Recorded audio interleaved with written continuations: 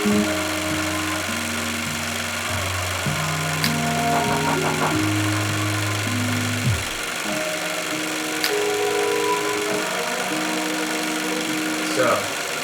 before I bought this film camera, I actually ended up selling all digital things.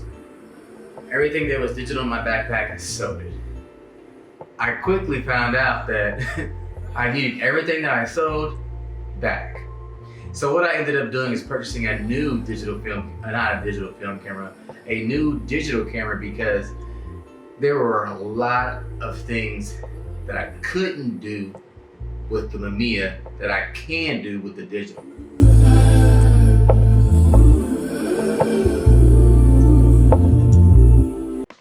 So one of those main things were movement. I learned that when I would shoot certain subjects, like say for example kids, they don't sit still. And with film, you have to sit still in order to focus and in order to be in focus. So I found out that it wasn't working out, so I couldn't do a lot of things that I wanted to do and that I did, with digital. So that was a thing that I learned and really regretted when I purchased my Mamiya.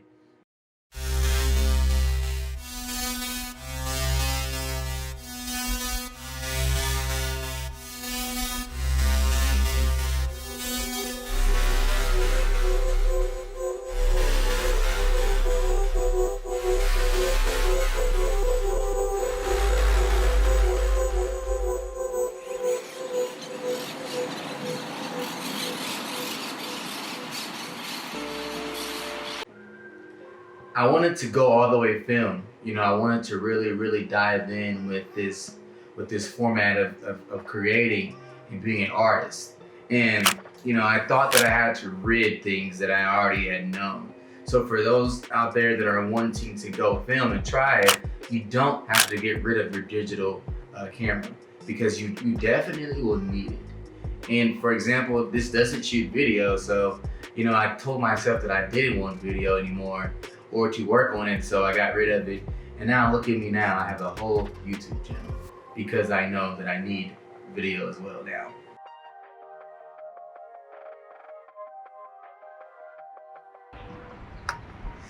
So watch how long I take to focus.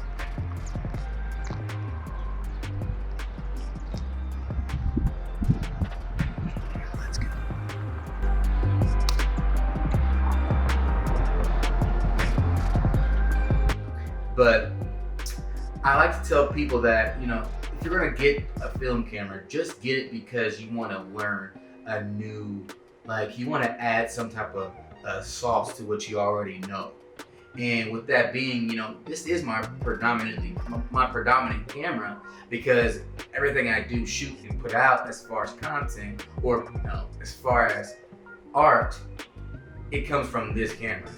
And, this camera does produce the purest quality, but I'm telling you, you don't want to get rid of your digital. And now I also do post digital here and there, but it's not tons. But anyway, the lens that I shoot with is very versatile. I can shoot portraits, portraiture, I can do landscapes, I can do both. And it's the 127 3.5 KL lens. And this is a lens by Mamiya. It's been on my camera since I bought it 11 months ago. And I haven't tried any at the 90mm like I've seen, or I haven't, even wanted to. But I think that it will be necessary in the long run as I continue learning about this camera.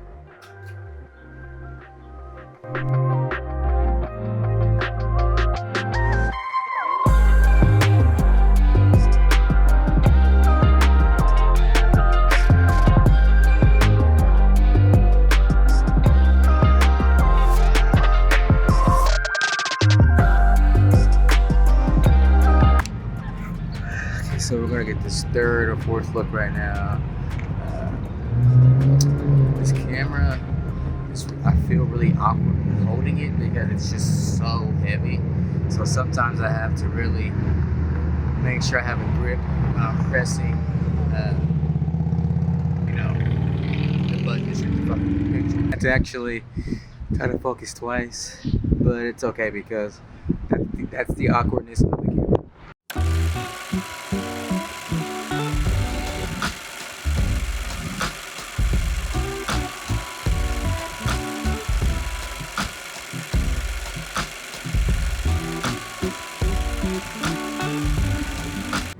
And yeah, I've also used this camera in different fashions.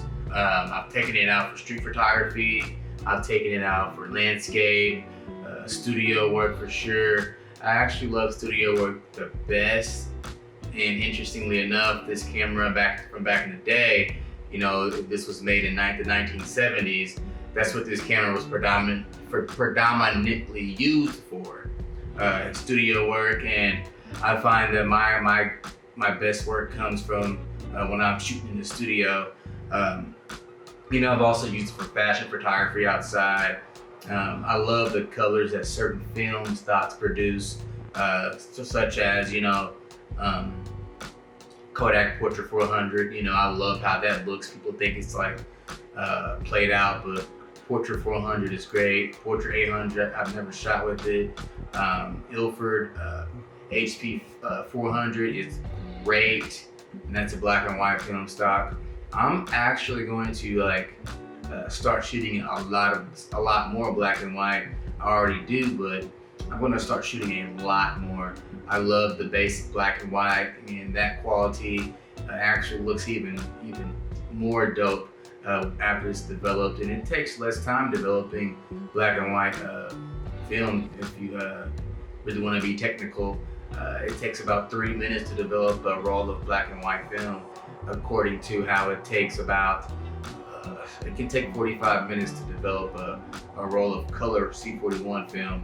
And that's a really big difference. So another thing is, if you're actually getting ready to dive in to film, you should probably start out with black and white film stocks, because it's just real simple, real smooth, real fast. There's no hesitation, there's no intimidation, and it's very, very easy. And also, when you're taking this camera out, oftentimes you might want to buy a camera strap in case you don't have a tripod, because like I said earlier, it is pretty heavy. Some people try to act like they're so strong, but dog, this is a heavy fucking camera.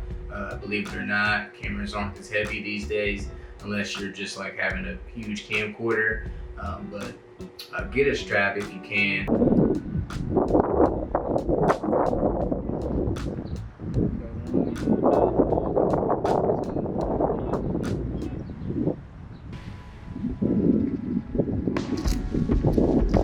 That's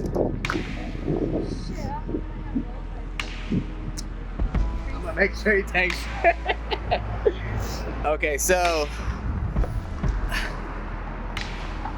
now this sun is crazy out here.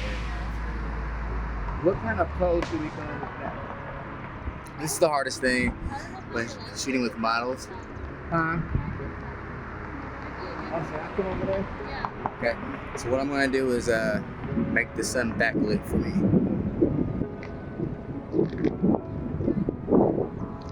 Shooting with this camera out with a model, let's just say, sometimes this goes for if you're shooting with a waist level viewfinder like I do.